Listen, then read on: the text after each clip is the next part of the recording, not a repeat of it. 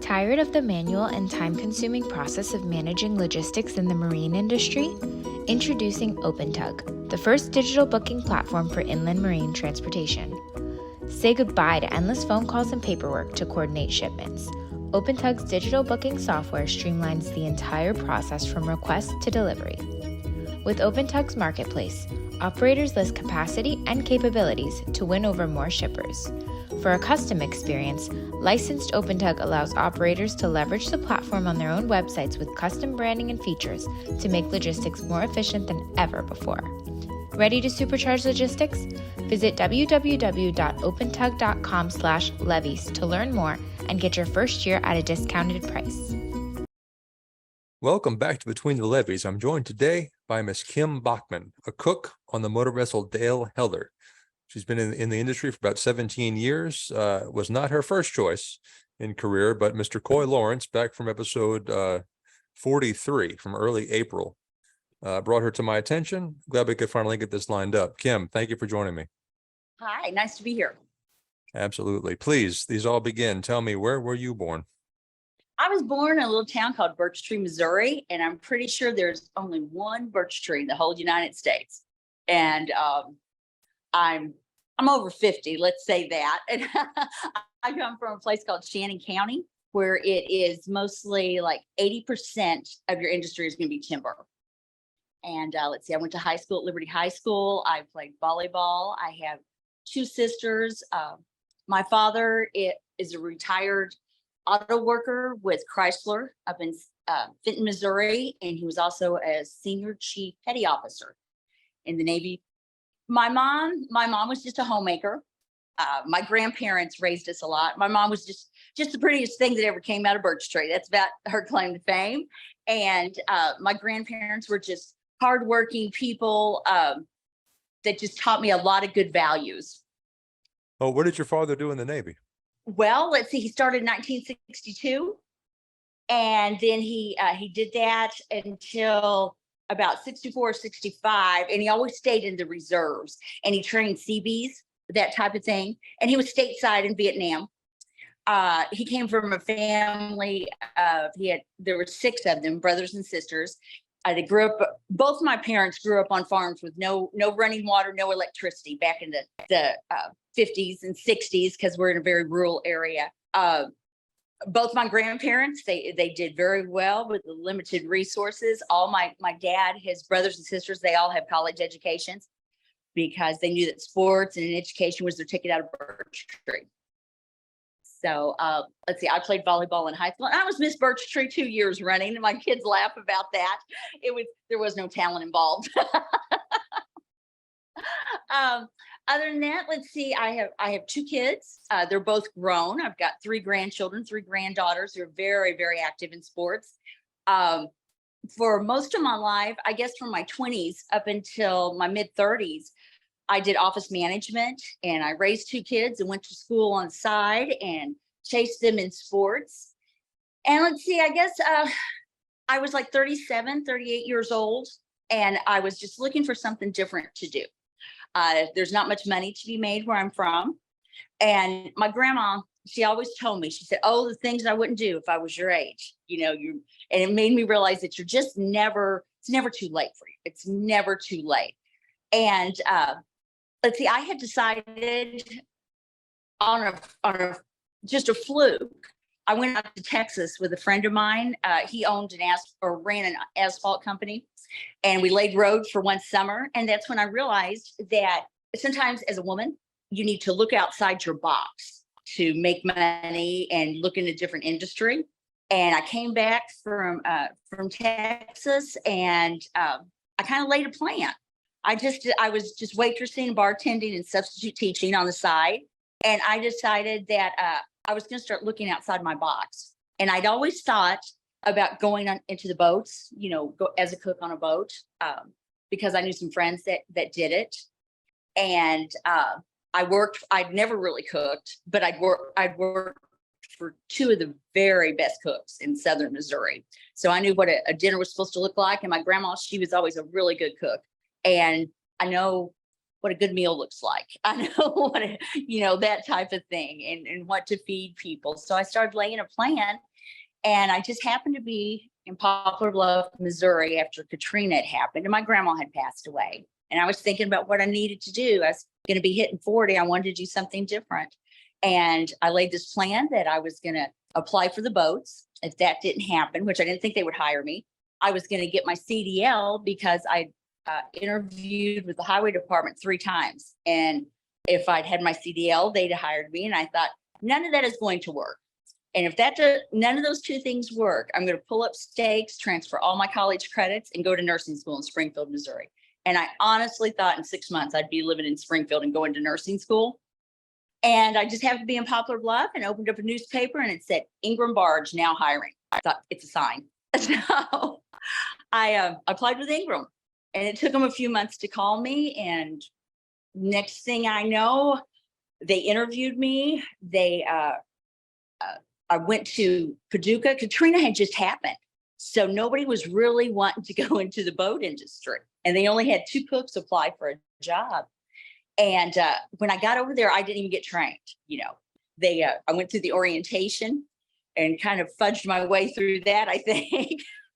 They put me in a transport vehicle. They said, well, we're going to put you on a boat, and you'll train down in Helena, Arkansas. So I rode all the way down to Helena, Arkansas, and oh my stars, I had never seen a boat before. I'd never been on a boat. I didn't even know what one looked like, nothing. And they sent this little tug out to get me. And I started crying because I honestly thought I was going to be on a pirate ship. It was just like, oh my stars. But anyway, they took me to the John Donnelly. And once I was on the Donnelly, I was like, oh man, this is like a cruise ship. So I kind of made my way through there. But at the Donnelly, their boat or their stove was broke. So I had to learn to cook and everything in an electric skillet and a crock pot. And I thought, oh, I can do this. I can do this. And then my first boat was the Francis Keegan on the Cumberland River. It's where I spent 10 years I worked with a lot of the Burkharts and stayed on that. Just went from Paducah to Nashville, about every 3 days. And I learned to cook, and I was with a wonderful crew, just, an absolutely wonderful crew. I kind of laughed because when I first came on the boat, the engineer, his name was James McDowell, and we called him Bubba. But he called his wife and he said, oh, Miss Charlotte, we've got us a young cook, and I think I'm going to lose some weight. Well, the big joke was in a year, he went up 2 sizes in his overalls. And then let's see, I don't know what to say. I rode the river all the way from St. Paul down to New Orleans. I've never really been on a bad boat. And I was on the Keegan for 10 years, and it was just great. It was really great. But I just decided it was time for a change, to see something different. And I made my way to Coy's boat, and it's just a wonderful boat there. And I've got to say, the river has given me so many opportunities that I never thought that I would ever see. I think everyone should see the world from the riverside. It's completely different, and it's a whole different life that we live. One more thing. Ingram, they have opened up some new things for their employees. And I knew that I lacked only a few college credits, to get my degree, my bachelor's degree in business. And now you can do so much online. Before you couldn't, about even 10 years ago, you couldn't do what you can do online now. And so I heard about this program where, if it would fit into the boat industry, that Ingram would pay for my college tuition. So I called Nashville, and they said, sure. So I'm finishing up my college degree, which I may never do anything with it. I don't know. And education is never lost, never. I always thought it was going to be part of my retirement thing, but now, that's coming true. So what would you like to ask me? Well, what prompted your departure from college back in the day? I had kids to raise. I was doing it at a satellite school with Southwest Baptist. And I was just doing it on the side, at night. So I was going to school 3 nights a week. And where I'm from, you could only go so far. And then I was going to have to transfer and finish in Bolivar, Missouri, which is like an hour and a half away, and go 3 days a week. and I couldn't afford to. And like I said, I had gone so far that I was going to have to go to a bigger school. And it was just came to a point in time. I was tired of being poor and I needed to do something different. And I thought, well, I can always finish. One thing about my daddy, I told you all of his brothers and sisters had graduated from college and, moved away and this and that, except for daddy. Daddy still didn't have his college degree until he was 55. And he went in on GI Bill and got his degree in accounting when he was 55. And I thought, well, if daddy can do it at 55, surely I could do it now, So I'm just real proud of that. I think I'm going to do well in that. Let's see, what else did I have to say? Oh, a lot of people from where I'm from, I knew a lot of captains, and they had talked to me about going on the boats. And I had one friend of mine, he asked my son, he said, can she cook? And my son said, oh, she can cook. She just can't drive worth a flip. And this guy said, well, we won't put her to drive in the boat. We'll just keep her cooking. But you know what? If I had it to do again, and if I was younger, I would go in, I would deck, and I would I would try to go to the wheelhouse. I encourage everybody who comes on the boat, especially the young deckhands. You don't want to stay on deck. Go to the wheelhouse or go to the engine room, because where else could you find a career that you're going to make $150,000 a year and only work 6 months with limited education? So I just think it's a wonderful thing for anyone. And what else could I talk to you about? Well, backtracking a little bit, tell me, I guess in whatever detail you care to share, that very first time stepping on the Donnelly. And like you said, you'd never been on a boat. I had a similar, not quite that big a boat, but a similar experience. Oh my gosh. Like I said, first of all, I went on that little tug, and it was in the middle of the night in Helena, Arkansas, which we had just went through. We went through a little town called Turkey Scratch, Arkansas on the way to Helena. And I knew that was where Levon Helm was from. I thought, oh my gosh, I'm in the middle of nowhere. So it's in the middle of the night, and I get on this little tug, this little rough tug.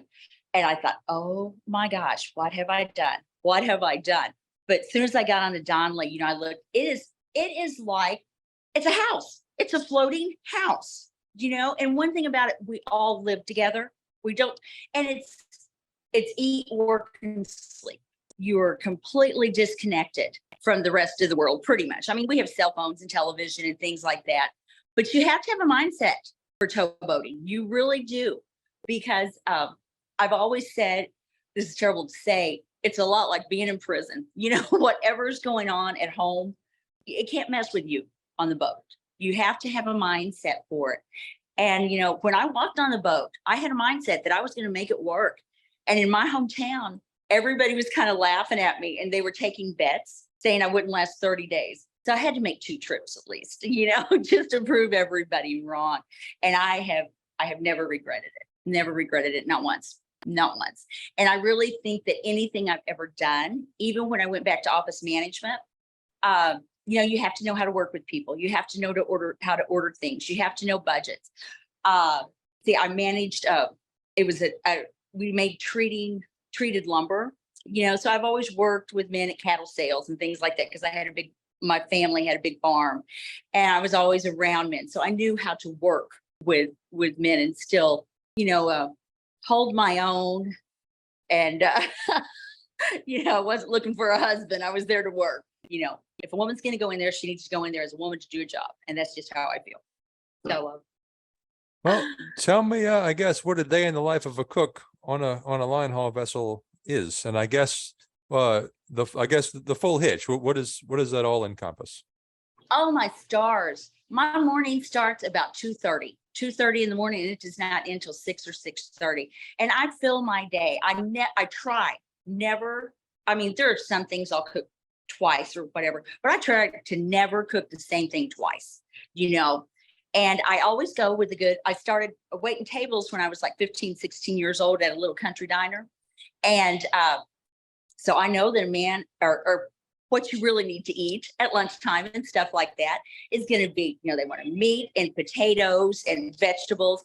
I make lots of desserts, lots of pies and cakes and cookies and things like that. Every morning it's biscuits and gravy. And I always say it's 57 ways how to kill a pig. sausage and bacon and everything else you can imagine, And I fill my day. I fill my day with stuff. I keep cooking not constantly. I do take breaks, but I make sure everybody is well fed. And it is tiring. I mean, it's tiring, especially after about the second week. I mean, because like I said, you can't leave your job. You don't go home at night. You don't go home on the weekends. You can't even go down the street to the grocery store or quick stop or something, the gas station. You never leave your job. It's work, eat, and sleep, and you have to be dedicated and you have to be focused. So, but we do have a lot of fun. We all get along together. We joke. I get tickled because when I was on the Keegan, I started with this one guy. He was 18 years old, was not going to stay there. No way. His dad was making him do it, and he started when he was 18, said, I'm only going to do it maybe a year. By the time I left the Keegan, I had baked him his 25th birthday cake. So, it was nice. And I've had some of my deckhands come in and they'll say, Miss Kim, you're just like my mom. I can tell you anything and you never judge me. You never get mad at me. You just listen to what I have to say. And I get tickled. My son is here right now, but my young deckhands, they always say, we can tell when you're really missing your son because you start making all our favorite desserts and any cookie we want. And it's true. Well, with all that work going on, do you end up finding any time to sightsee, look out the window, go to the second deck and look out? Yes, on the Keegan, I really did. The Heller is set up a little bit different, but yeah, I can tell the Keegan, my sink, there was a window right above my sink. So I could always tell, and especially, the Cumberland River is so pretty, and all the houses. And I've always said that Nashville has the prettiest skyline. I don't care where I've been. Nashville has a pretty skyline. And on the Illinois River, I can always tell when I start getting a little bit grouchy, I need to get outside and get some air and see some things. And I see so much wildlife. And when I ride, I had a friend that told me if I ever got the chance to ride up above St. Louis, to do it, because the upper is beautiful. And let me tell you, I compare it to the rivers where I'm from, because it's almost clear, when you get up above St. Louis and closer to St. Paul, and it is a sportsman's paradise. I mean, just gorgeous, just absolutely gorgeous, but it's cold. I'm not really meant for cold weather. Well, you did make mention of it. Tell me about that trip from St. Paul to New Orleans. Well, see, now I've done it not all at once, but I have rode, because I trip over a lot. I gotta say one thing, down south, it moves a little bit slower and everybody's, it's a little bit easier going. Of course, it's warmer down there, and you get let's see, how can I say it? You get your Southern people, which I love because I consider myself to be from the South, even though it's, Southern Missouri. Learn to cook a whole lot of Creole food and they love it up north. I can tell you this, for a girl who's from Missouri, I can make a good gumbo and a good etouffee. I was just going to say, when I'm down in Baton Rouge, I love their capital right down there on the waterfront. And I don't know. It's a different life down south. It's wonderful. It's absolutely wonderful. A whole different atmosphere. So do you have anything else to share about the industry, or I guess what it's meant to you so far? It's given me a better life. It's given me a whole different outlook. I've had a lot of changes in my life since I started. It's hard to be married. I'm not married. I'm going to tell you that. But I wouldn't change it for anything. I absolutely would not change it for anything. There was a little lady that used to live in my hometown, and all of her sons, she had 4 sons, and every one of them was a captain for a different company. And she would tell me, she'd stop me in the aisle at Walmart and she would say, boy, now Kim, the river's been good to my boys. Now you stick with it, Kim, you stick with it.